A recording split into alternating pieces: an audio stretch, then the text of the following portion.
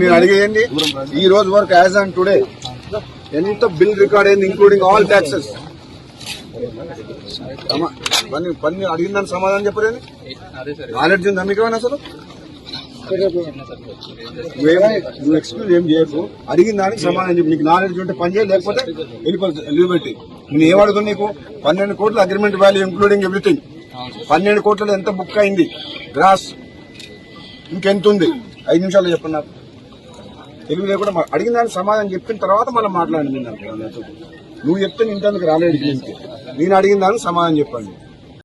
నేను అడిగేయండి ఈ రోజు వరకు యాజ్ ఆన్ టుడే ఎంత బిల్ రికార్డ్ అయింది ఇంక్లూడింగ్ ఆల్ ట్యాక్సెస్.